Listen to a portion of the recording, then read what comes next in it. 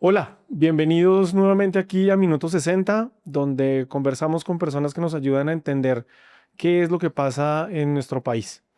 Hoy tenemos un invitado que es muy interesante, que es polémico, y ya se van a dar cuenta por qué, pero que además está montado en un potro impresionante. Estamos hoy aquí en la Unidad Nacional de Gestión del Riesgo de Desastres con su director Carlos Carrillo. Carlos, bienvenido y muchas gracias por aceptar esta invitación de Minuto 60. Fernando, muchísimas gracias. Gracias por la invitación y muy contento de estar en este espacio que pues creo que es relativamente nuevo. Bastante nuevo, sí. Estamos en nuestra séptima, octava semana Eh, de, de emisión y por eso también ha sido tan chévere poder conversar con personas que nos han explicado un montón de cosas sobre lo que nos está pasando en Colombia. Entonces vamos a arrancar aquí de una. Em, Carlos, el año pasado hubo una emergencia, una declaratoria de emergencia ambiental. ujú, 1.4 billones de pesos se pidieron y no llegaron. 1.9. 1.9, Mm, más plata todavía. En el presupuesto de 2025 se pidieron 4 billones de pesos ujú. y llegaron alrededor de 700.000. En realidad terminan siendo 650.000 porque hay unas cosas que tienen concepto previo, pero sí, digamos que arrancamos como en 723.000, pero en realidad lo que llegó al Fondo Nacional de Gestión del Riesgo fueron 650.000. Bien. Eh, Olmedo y su combo se roban más de 1 billón de pesos, 1.5 billones de pesos. Es difícil saber cuánto se robaron, porque algunas cosas se hicieron, pero para que el país se haga una idea de lo que ha representado la vena rota de la UNGRD, podemos decir que entre el 2018 y el 2024 pasaron por la UNGRD 17, casi 18 billones de pesos en menos de dos gobiernos, o sea, en un gobierno, en medio gobierno de uno y medio gobierno del otro. Ok. La situación es bien complicada. Eh, no se aprobó la ley de financiamiento. Eso tiene un efecto también Así presupuestal es. sobre la entidad. Y usted ha dicho que le quedan alrededor de 9.000 millones de pesos de presupuesto. Así es, en manejo de desastres. Nosotros tenemos tres procesos misionales. El primero, que considero yo es el más importante y en el que más debería invertirse, que es conocimiento para el riesgo, que es el que pues, nos permitiría entender cómo funciona la naturaleza, cómo tenemos que actuar para prevenir el riesgo. Luego está reducción, que es el que mitiga el riesgo. Y finalmente está el proceso misional de manejo, que es el que atiende el desastre una vez ya ha sucedido y avanza en la recuperación. Ese debería ser el menos relevante si se invirtieran los dos primeros, pero nunca ha sido la realidad. Siempre los recursos del fondo se han ido principalmente a responder las emergencias una vez que ya suceden.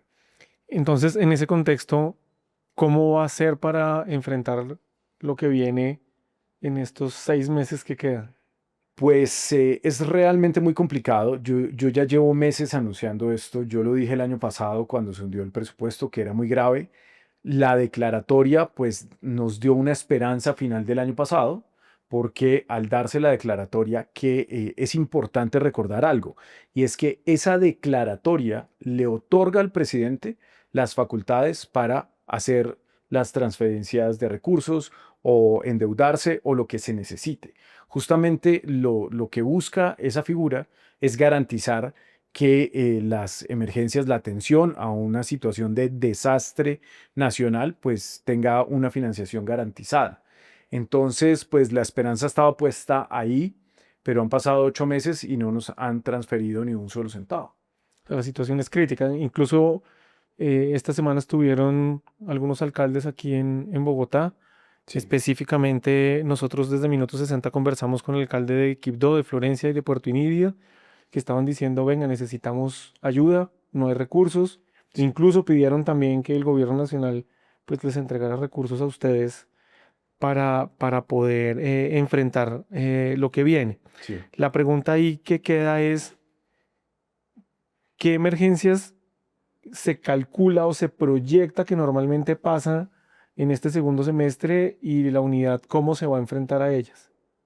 Pues hay algo que es importante decir, ya que hablamos de los alcaldes, y es que hay una etapa intermedia entre los alcaldes y el gobierno nacional, y son las gobernaciones. Las gobernaciones tienen una responsabilidad, como se planteó el sistema, como está aprobada la ley, implica que primero responden los alcaldes, después los gobernadores y después el gobierno nacional. Entonces, pues nosotros mantenemos aquí un diálogo fluido, constante, con todos los alcaldes del país, pero saltarse a las gobernaciones también tiene, digamos que unas consecuencias, porque no es un diálogo, puede ser un diálogo directo, pero la acción tiene que agotar primero las capacidades de las gobernaciones. Piense, por ejemplo, en la gobernación, qué sé yo, de Antioquia. Antioquia produce más del 15% del Producto Interno Bruto del país.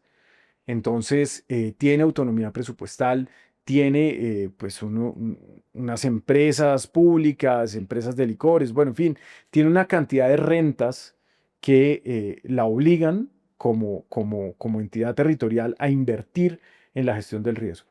Así es como está pensado el sistema.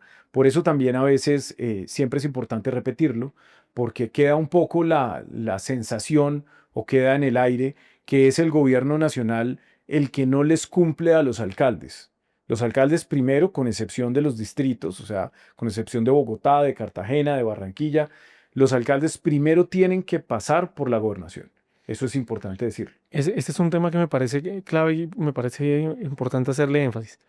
Si hoy hay una emergencia em, en Quibdó, Sí. ¿la unidad puede intervenir? O sea, usted puede salir de aquí corriendo a resolver un Puede problema mañana. apoyar de manera concurrente, subsidiaria. Nosotros cuando se dan este tipo de eventos enviamos apoyo técnico. Nosotros tenemos personas realmente expertas, personas que tienen todo el conocimiento para acompañar a los alcaldes, pero quien comanda el incidente es el alcalde. El alcalde es la autoridad, el alcalde es la persona que fue elegida, la persona que decidió el presupuesto, pues le entregó el presupuesto al consejo, pero que además si el consejo incluso no lo aprueba, lo puede decretar, es el que administra el Fondo Municipal de Gestión del Riesgo y es la autoridad legítima en el territorio. Entonces, esto no es como era hace 40 años que a los alcaldes los ponía el presidente. Mm. Cuando Álvaro Uribe fue alcalde de Medellín, fue porque el presidente entonces lo puso, no porque se hiciera elegir. Hoy los alcaldes son legítimos, son elegidos y ellos son los que tienen que responder en primera instancia. Si es demasiado grande el incidente, entonces el alcalde debe citar su Consejo Municipal de Gestión del Riesgo. Y ese órgano colegiado, que lo componen los secretarios del despacho, el gabinete del alcalde, tiene que tomar la decisión de hacer un decreto de calamidad pública. Una vez se da ese decreto de calamidad pública, es que se activa el Sistema Nacional de Gestión del Riesgo, se le dan unas facultades extraordinarias al alcalde para que haga traslados presupuestales, para que tenga más capacidades de responder. Si eso se agota, se escala a la gobernación y el proceso es el mismo en todos los niveles hasta llegar al Consejo Nacional de Gestión del Riesgo, que está compuesto por el presidente de la República, los ministros, el director o directora del DNP y el director o directora de la UNGRD. Entonces, ese Consejo Nacional podría tomar incluso la decisión que tomó en noviembre pasado de hacer una declaratoria de desastre nacional para, igual que sucede con un alcalde, darle al presidente facultades extraordinarias. Muy bien. Carlos, ustedes acaban de comprar unos helicópteros. Sí, señor. Eh, Dos. Alrededor de eso salen un par de preguntas, ¿cierto? Primero, ¿por qué comprar unos helicópteros en un momento en el que se dice que no hay recursos? Esa es una primera Sí. como reflexión que hay alrededor de eso, qué es lo que pasa. Y la segunda es, ¿qué tipo de helicópteros son y para qué van a ser usados? Sí. Estos helicópteros son un proyecto que empezó desde el año pasado, cuando nosotros le arrebatamos unos recursos sustanciales a la corrupción. Cuando yo llegué, cuando yo me posesioné aquí en la UNGRD, había muchos contratos que no habían alcanzado a consumarse. Cosas absolutamente irregulares que hicieron Snyder, Olmedo y sus secuaces hasta el último minuto. Entonces, el año pasado, cuando recuperamos esos recursos, empezamos a hacer algunos proyectos que son directamente misionales de la entidad. La UNGRD, con su Fondo Nacional de Gestión del Riesgo, es decir, con esa plata, tiene la obligación de fortalecer las capacidades de respuesta. Y aquí yo creo que es una buena oportunidad para aclarar algo. La UNGRD no es un organismo de socorro. La UNGRD no es los bomberos, no es la Defensa Civil, no es Ponalzar, no, la UNGRD es la coordinadora del sistema y la que maneja el fondo. El director de la UNGRD es el ordenador del gasto del Fondo Nacional de Gestión del Riesgo. Y una parte fundamental de su propósito es fortalecer las capacidades de todo el sistema, a los municipios, a las corporaciones autónomas regionales, a los bomberos, a la Defensa Civil, a la Cruz Roja, al Ejército, a la Policía, a la Fuerza Aérea, a la Armada Nacional. Entonces, ¿quién responde? Generalmente cuando hay un incendio forestal, por ejemplo, ¿quién responde? Responden los cuerpos de bomberos locales, que con las excepciones pues, de Bogotá y de las grandes ciudades, generalmente tienen todos los problemas que usted se pueda imaginar en cuanto a dotación, en cuanto a capacidades, en cuanto... Y algo que sucede todo el tiempo es que cuando se da ese incendio forestal que ya estamos teniendo, ¿no? La semana pasada ya tuvimos más de 10 incendios forestales y ahora, mientras se reducen las lluvias, van a empezar los incendios forestales. Entonces, se presenta el incendio e inmediatamente empieza a darse en la sociedad un ruido alrededor de manden un helicóptero, manden un helicóptero. Y eso no es así. Primero, no es magia. No todos los incendios forestales necesitan apoyo helicoportado. Los vuelos tienen que despacharse con criterios técnicos. No es que a mí me llame un congresista por allá de donde sea y me diga, director, se está quemando la finca de mi tío, entonces mándeme un helicóptero. Eso no es así. Son criterios técnicos que deben darse de coordinación además entre los bomberos que están en tierra, una evaluación seria de las capacidades de los bomberos que están en tierra antes de desplegar unos helicópteros que valen un montón de plata cada hora de vuelo. Entonces, cuando se envía el helicóptero, pues no es un helicóptero nuestro. Nosotros no tenemos aquí pilotos, nosotros no tenemos esa capacidad. Son helicópteros o de la policía, o de la Fuerza Aérea, o del Ejército. Entonces, la decisión que tomamos el año pasado fue hacer una inversión muy importante de recursos para adquirir 2 helicópteros de última tecnología que son los Firehawks. Son la versión de combate de incendios del Black Hawk con el que Colombia tiene una experiencia de casi 40 años. Entonces, esto fue una evaluación muy técnica, muy seria, y que hoy nos permite decir que eso no lo verá este gobierno, eso seguramente ya le tocará a la próxima presidenta de este país o presidente, no sé quién vaya a ganar. Yo no puedo hablar de política, no me gusta además hablar de política. Ese sí no se la creo, Carlos.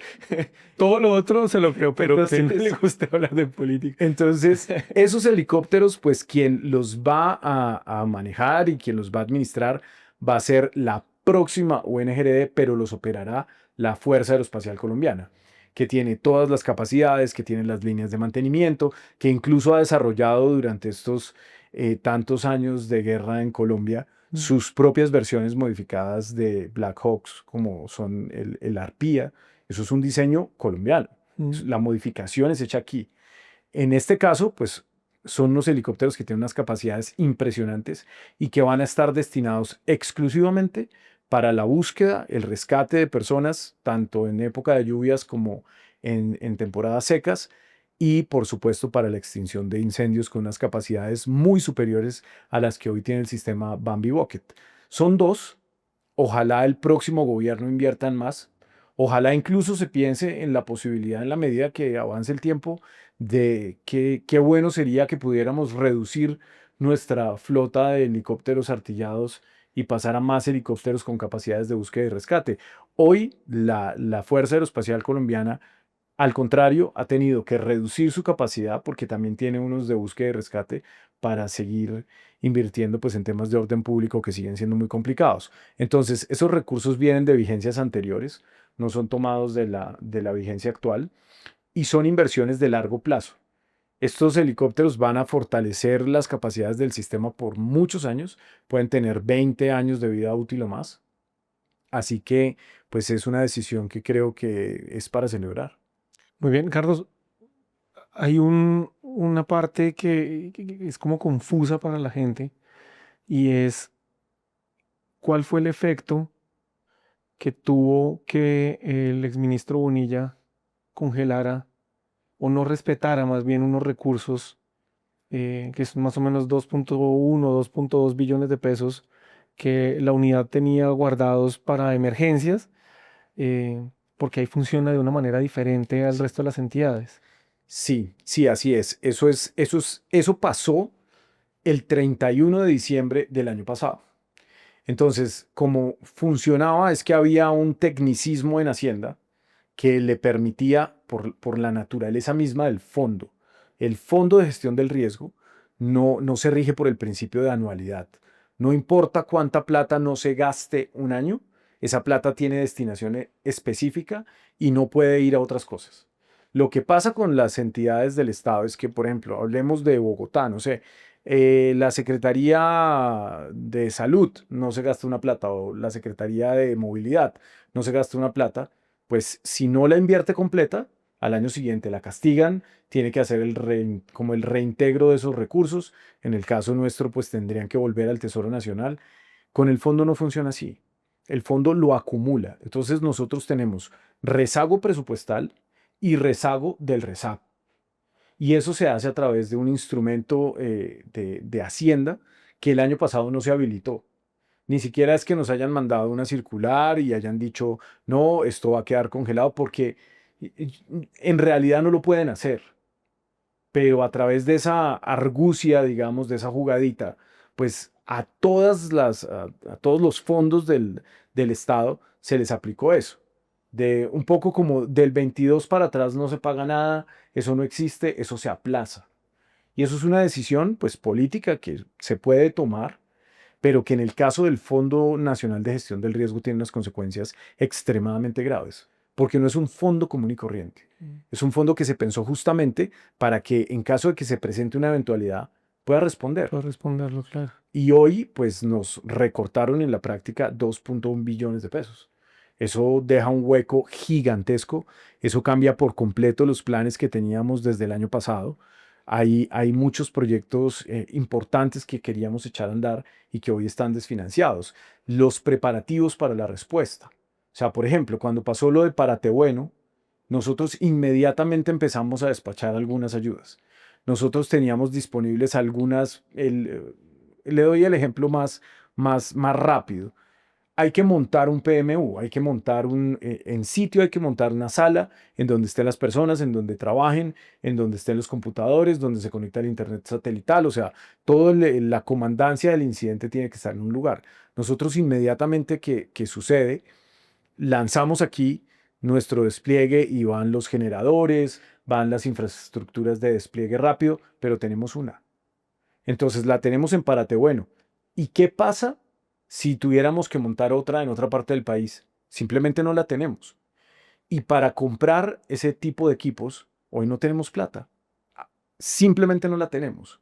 No podemos comprar los hospitales de despliegue rápido que quiere el presidente, no podemos comprar puentes militares, no podemos comprar, bueno, estamos en una situación fiscal extremadamente grave y en buena medida es por culpa de la jugadita que hizo el Ministerio de Hacienda el año pasado. Pero en ese orden de ideas, de ideas, uno podría decir que Colombia está en un riesgo alto para atender cualquier crisis o una emergencia. Todo el tiempo. Colombia es un país que no solamente tiene una naturaleza que genera un enorme riesgo, sino además es un país sumamente vulnerable.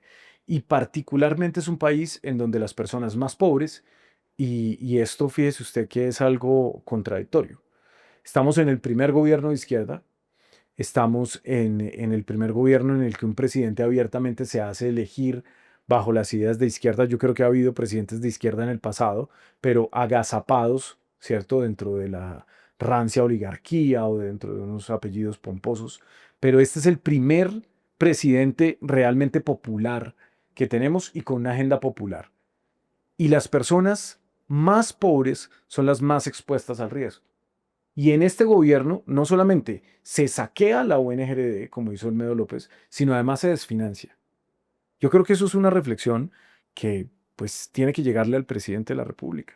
Porque esto, aquí ya no interviene nadie más. Yo quiero decir que el ministro de Hacienda y también el ministro Guevara han tenido el ministro anterior.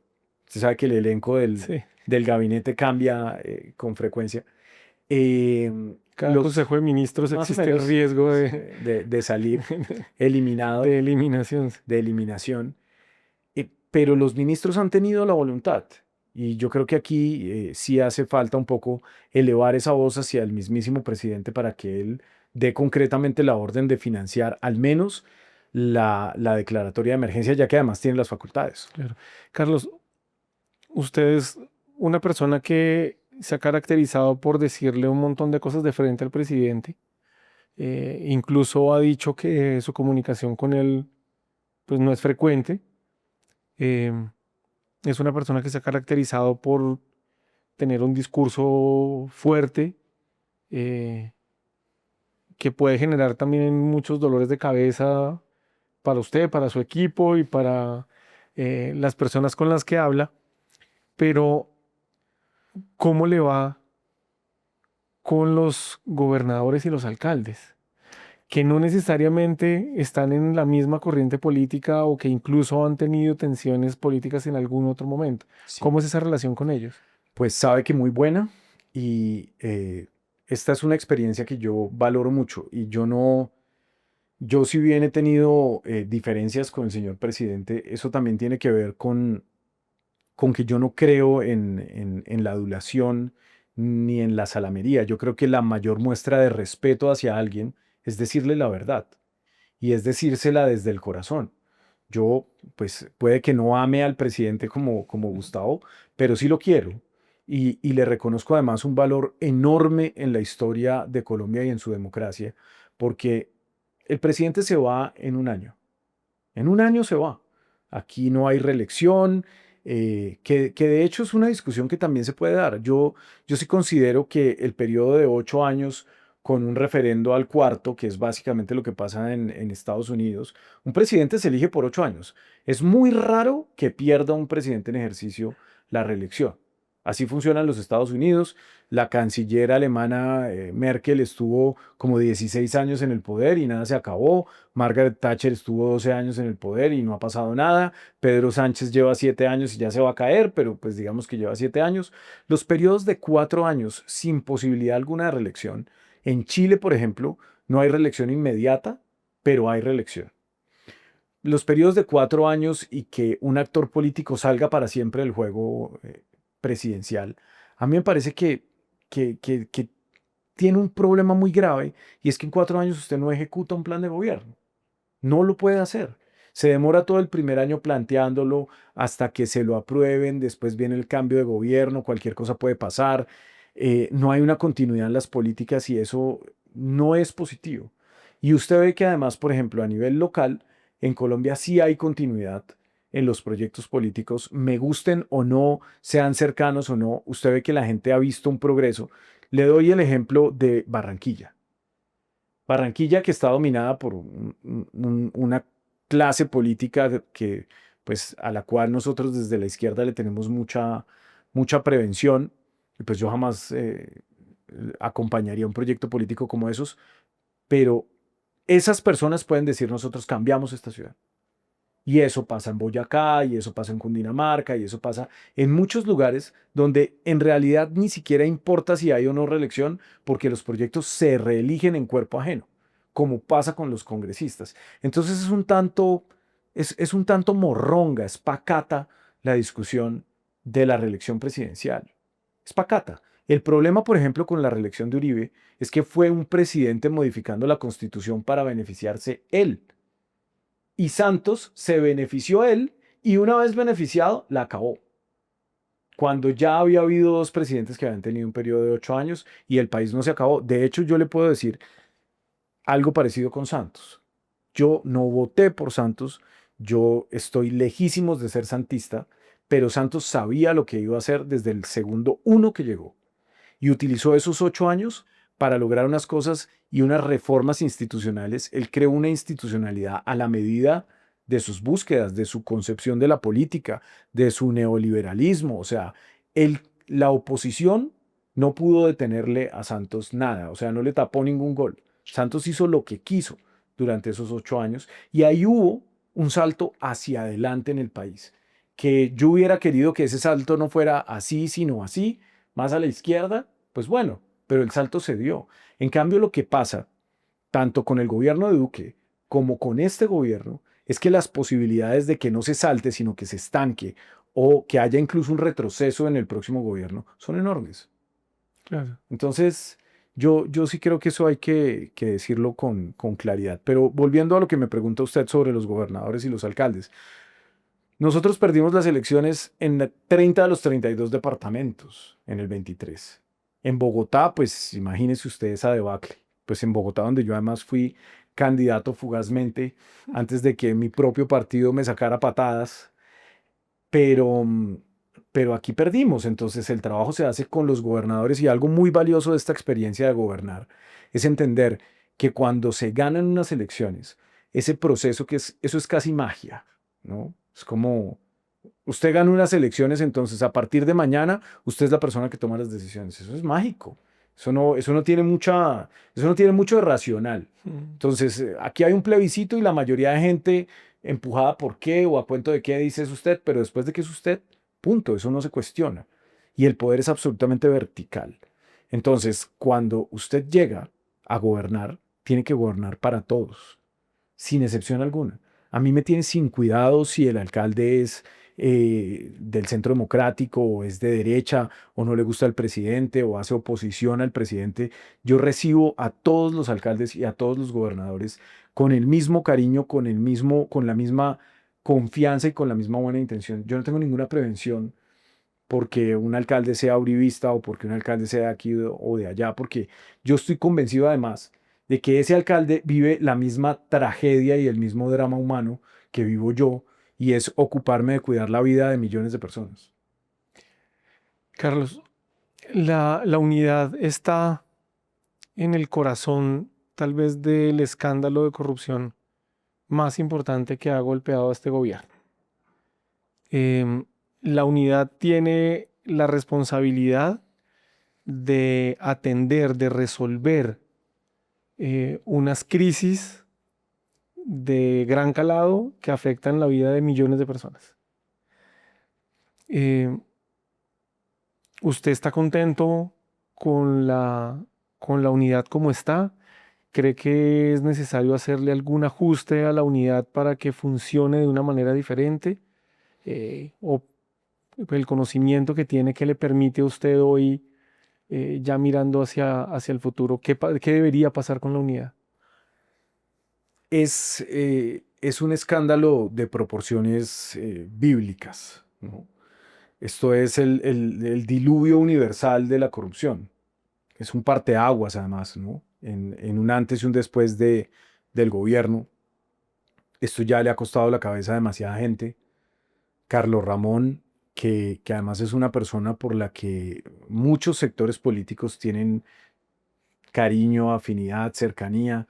Creo que todos han visto los videos, por ejemplo, de Angélica Lozano, de Claudia López, de hasta ni JP se ha atrevido a decir nada, porque es que ¿quién le dio la bala a JP? ¿Cierto? La huida de Carlos Ramón a mí me parece que aún no se ha cuantificado y eso también tiene que ver con lo selectivas que son las agendas mediáticas, ¿no? Entonces todo el mundo, Olmedo, Olmedo, Snyder, Olmedo, Olmedo. Pero pues es que Carlos Ramón tiene ya orden de captura, está volado, era el director del DAPRE, estaba en la oficina de al lado del presidente. Es extremadamente grave que una persona que ha ocupado esa dignidad, que además estuvo al frente de la inteligencia del Departamento Nacional de la Dirección Nacional de Inteligencia, que una persona que ha ocupado esa dignidad no le ponga la cara a la justicia, es algo que es inaceptable, es algo que desinstitucionaliza. Carlos Ramón tiene que venir aquí, es además un hombre rico, es como cuántas personas enfrentan procesos judiciales hoy sin ni siquiera tener con qué pagar un abogado. Y una persona que ha ostentado ese nivel de dignidad no es capaz de venir aquí, asumir su responsabilidad, dar un voto de confianza en la justicia y si se tiene que ir a la cárcel, se tiene que ir. Aquí en el 8000 se fue a la cárcel el hijo de Botero. Entonces, ¿cómo así que este señor está volado? ¿Y cómo así que nosotros desde estas huestes, desde este sector político, no le exigimos públicamente que coja un avión, venga y se entregue? Entonces, la magnitud política de este escándalo, lo que hace falta por saberse, y aquí es un momento en el que yo quedo en una posición muy incómoda, porque yo hago parte de un gobierno y yo creo que por mi compromiso con este gobierno es que estoy obligado a ayudar a que se esclarezca la verdad y que caiga quien tenga que caer, porque este gobierno se va a acabar en el 26, pero el proyecto político sigue y sigue en unas condiciones muy distintas. Yo creo que si algo le debe la izquierda le tendrá una deuda y una gratitud para siempre al presidente Petro es haber podido ganar, porque es de cierta manera hackear el sistema. Las izquierdas no tenían posibilidad de ganar, el sistema mismo se diseñó, el mismo sistema de balotaje está pensado para que la discusión se quede siempre en esa cosa informe, fofa, sosa que llaman centro, ¿cierto? Entonces, cuando hay dos vueltas, casi siempre va a haber alianzas que terminan por bajarle un poco el tono, bien sea de la derecha o de la izquierda. Y el presidente ganó. Y ganó y de aquí en adelante yo sí creo que la gente, y usted lo ve en las encuestas, vea una encuesta hace 15 años a ver cuántas personas se atrevían a decir públicamente que eran de izquierda. No había. Hoy la izquierda ya no está agazapada. Hoy vendrán proyectos políticos de izquierda con capacidad de ganar las elecciones, pero además con capacidad de gobernar, porque es una capacidad que no teníamos cuando llegamos en el 22, que hoy, pues mal que bien, se han construido centenares de liderazgos que podrían, en un nuevo gobierno de izquierda, asumir el control desde el primer minuto. Entonces, es una situación muy complicada porque yo sí encuentro una unidad desvencijada, sin moral, con pues básicamente, pues uno sale a la calle con el chaleco o salía en ese momento y lo insultaban y Olmedo y tal, y bueno. Y sigue pasando, menos, pero recuperar la confianza del país en una institución es algo muy difícil. Es muy fácil destruirla, es muy fácil dinamitarla, pero es muy difícil construirla. Entonces yo sí creo que se necesita una reforma profunda, no del Sistema Nacional de Gestión del Riesgo. Recuerde que la unidad es la coordinadora del sistema. Yo creo que la discusión sobre el futuro del sistema puede posponerse, puede esperar a un nuevo Congreso, puede esperar a una discusión más decantada, más larga, más profunda, pero la discusión sobre la reestructuración de la unidad como cabeza del sistema, yo creo que hay que darla antes de que se acabe este gobierno y eso debe pasar por el Congreso. O sea que se viene un proyecto suyo. Nosotros venimos trabajando desde hace meses en un proyecto de reestructuración. Hubo un cambio de parecer del presidente. El presidente en principio dijo que se fusionara el Fondo de Adaptación y la UNGD. Yo avancé en eso. O sea, tanto avancé en eso que hoy compartimos instalaciones. Si usted sale aquí al espacio de la cafetería, muy seguramente se va a cruzar con alguien del Fondo de Adaptación, porque las dos entidades están bajo un mismo techo desde comienzo de este año y también hemos integrado proyectos estratégicos, hemos firmado convenios, hemos tratado de sumar las capacidades de las dos, porque sí hay cosas en las que coinciden, hay otras en las que no, pero pues el presidente hace un tiempo dijo que no, pues en una reunión hace quizás 3 semanas, 4 semanas, me dijo que no, que eso no había sido una buena idea y entonces nosotros ahora pues vamos a proponer otra cosa distinta, pero yo sí creo que esto es una discusión que hay que dar de cara al país y por supuesto una discusión que hay que dar más allá de las facultades constitucionales del presidente. Esto es una discusión que debe llegar al Congreso de la República porque además es que vea, Y se lo digo de una manera casi que pragmática. Yo me puedo ir mañana de este cargo. Me pueden pedir la renuncia o simplemente puedo colapsar o me matan o cualquier cosa puede pasar. Yo soy un ser humano y no voy a estar aquí para siempre. Pero el problema se va a quedar. Y el próximo gobierno, bien sea de nuestro mismo signo político o de los que hoy están en la oposición, van a recibir un problema gigantesco. Esta entidad tiene casi 5 billones de pesos en deudas, tiene más de 700.000 millones de pesos contratados sin respaldo presupuestal, tiene, aquí nos llegan entre 6 y 10 tutelas al día, tenemos 900 procesos jurídicos, tenemos un problema reputacional que hace que no nos den pólizas de seguros, tenemos, bueno, y además es nada más y nada menos que la gestión del riesgo. Mm. Entonces, pues sea quien sea el que esté al frente del problema, hoy es el presidente Gustavo Petro, pero mañana será, no sé, usted no se va a lanzar, ¿no? Porque No, todo el mundo no, es candidato no, no. presidencial. Así estoy bien, muchas gracias. Es que uno ya no sabe. Creo que ahora ya le toca a uno preguntarle a todo el mundo, oye, ¿cuándo vas a empezar a recoger firmas? Va a ser un problema muy grande para el próximo también. Entonces, sí valdría la pena de una vez tomar una decisión y esto pues tiene que ser producto de un gran acuerdo político. Carlos, para terminar, eh, ¿no ha pensado en Seguro no se va a renunciar? lanzar, ¿no? No, no, no, no me voy a lanzar, estoy convencido.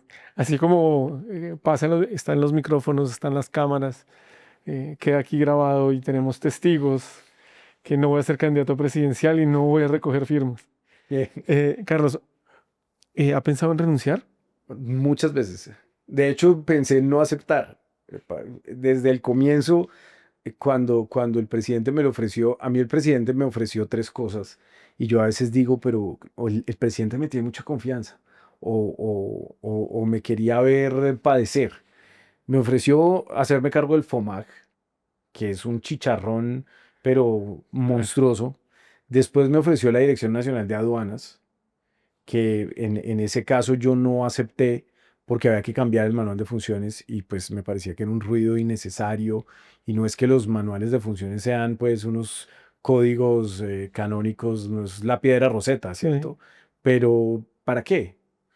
Y esta me la ofrecieron, me tumbaron, volví, estuve, me sacaron una discusión que pues eso a mí no es un secreto para nadie que la bancada del pacto no me quiere, Mm. que allá en el polo ni en muchos sectores de la política pues no me tienen mucho aprecio. Entonces pues sí fue una decisión de ruptura del presidente ponerme al frente, no solamente del mayor problema que tenía en ese momento, sino de una entidad con tanto poder. Y yo pensé en no aceptar. Mucha gente me dijo, gente que sabe de política, me dijo, eso no tiene salida. Usted no puede salir bien de ahí. Es demasiado peligroso. Esas mafias son de personas realmente poderosas que nunca van a caer. Y yo hoy me doy cuenta de que efectivamente tenían razón. Aquí hay muchas cosas que hace falta por saberse. Yo tengo serias dudas sobre que las personas que salpica Olmedo y Snyder sean todos los responsables. Yo creo que hay más personas que tienen todo que ver y nadie las toca, nadie dice nada, seguramente se van a reelegir.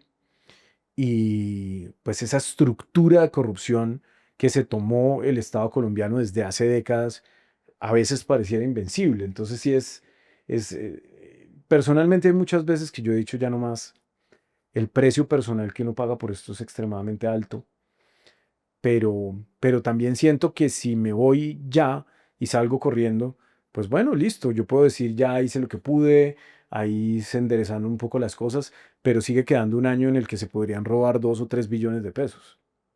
Porque eso sí, cuando yo anuncié mi renuncia protocolaria después del primer capítulo de El Gabinete, se pararon así en dos patas todos los roedores de la política nacional. Se les hizo agua a la boca. O sea, es como, ay, van a volver a barajar, entonces, ¿Qué me toca a mí? ¿qué me toca a mí? Y es cuando usted tiene una clase política tan corrupta como la que tiene este país, las posibilidades de que quede un bandido son muy altas. O incluso las posibilidades de que alguna persona que hasta ahí más o menos había venido de un sector antipolítico, no sé qué, se tuerza, también son muy altas. Lo hemos visto. Mm. O sea, hemos visto personas que han llegado con la mejor intención de servir y terminan torcidas porque les gana la codicia. Entonces, mientras dependa de usted, aquí seguirá. Yo creo que por ahora me quedo. Yo quisiera quizás tener un rol más activo en la discusión política, no como candidato, porque pues igual no quiero recoger firmas. Además, es como un poco vergonzoso ser uno el candidato número 83, ¿no? Sí. Es como, ¿y qué está en disputa? Un cargo. ¿Y cuántos candidatos hay? Pues esto ya realmente empieza a rayar en lo cómico. Es que cualquier día vamos a tener como, no sé, vamos a llegar a los 100 candidatos Pero ese sería un buen presidenciales. número para ser candidato. Cuando, Bueno, número cuando esté el 100. 99 ya De pronto ahí en lo el 100 pienso, se lanza. pero por ahora tengo mucho que terminar acá. El problema es la plata. Por supuesto que si esta situación financiera sigue así, pues ya llega un punto en el que empieza a hacerse insostenible. Y por eso yo le he hablado con sinceridad al país. Además, eso es algo que esta es, no sé qué número de entrevistas, cuántas veces lo he dicho, nos estamos quedando sin plata, nos estamos quedando sin plata, nos estamos quedando sin plata. Y hoy tengo que decir, ya no nos estamos quedando sin plata, sino nos quedamos sin plata. 9.000 millones de pesos no alcanzan para un mes. Mm, Eso no es nada. Cuando usted manda una orden de proveeduría de maquinaria amarilla, eso cuesta 1.500 millones de pesos. claro. El funcionamiento de la entidad cuesta más de 100.000 millones de pesos. Sí, claro, es que es un monstruo, es enorme. Y se ha ido robusteciendo. Y eso también es parte de su evolución. Cuando usted piensa la unidad como un ente exclusivamente coordinador, limitado a que todos los demás hagan lo que les toca, podría ser más pequeño, pero lo que ha venido pasando en la medida en que la institución evoluciona es que muchos se quitan de encima cosas que les corresponden y la unidad tiene la capacidad para concurrir. Pero eso es un poco como, no sé, como en una familia que hay un tío con plata y entonces todos los demás dicen, no, pues es que en últimas Él paga. él va a pagar. Y eso no puede ser así porque aquí todos los actores tienen una responsabilidad. Pero eso también ha hecho que otros sectores abandonen sus responsabilidades, ha obligado a la entidad a robustecerse, a crecer en su planta, y eso tiene que considerarse en una reforma estructural que se haga de la entidad. Pues Carlos, muchísimas gracias por aceptar esta invitación y por habernos explicado todo esto con tanta claridad. Gracias. Yo soy Fernando Rojas Parra, Minuto 60, un infinito de información.